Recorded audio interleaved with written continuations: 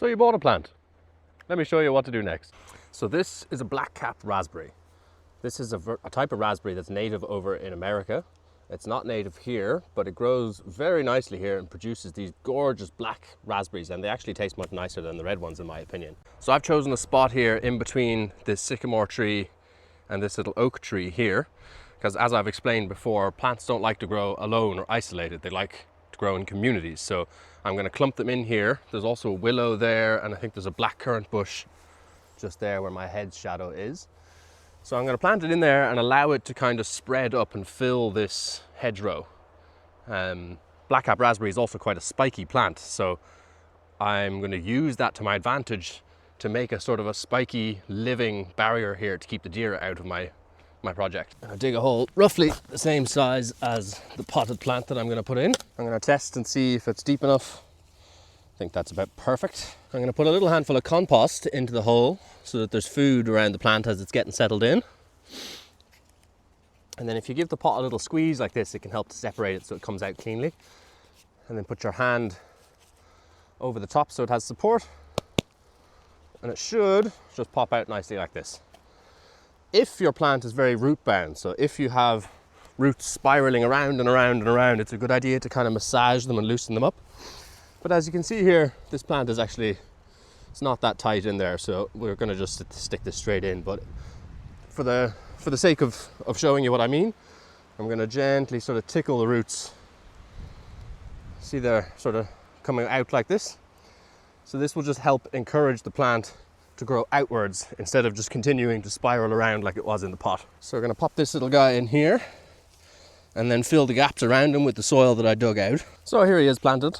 I could in theory just leave him here and he might survive, but he'd have to compete with all of this aggressive grass, and this grows really fast, and there's some brambles back here. So in order to give him a helping hand just when he's small and he's getting his roots in, we're going to use some cardboard to suppress all of this grass so he has a nice clear area around him, to give him a little bit of time to get going, so that by the time this grass starts to grow, he's already gotten a bit stronger and he can hold his own against it all. So what I'm going to do here is just spread some cardboard around. So I could just dig the grass out of here, but that's a lot of work, and I'm a big believer in working smart, not hard. And you can see I'm using just plain brown cardboard here. If there was any sellotape or labels, I've stripped all of that off. So this stuff is going to block and smother the grass, kill the grass underneath, and then by the time the cardboard rots, the grass will be gone, and it will have formed, the cardboard will have formed some nice mulch to feed the soil as well. Okay, next I'm going to just sprinkle some of this compost down. This compost is going to help to hold the cardboard in place, and as it all breaks down, this will give our little black-cap raspberry here a little boost of food to help him get started in his new home.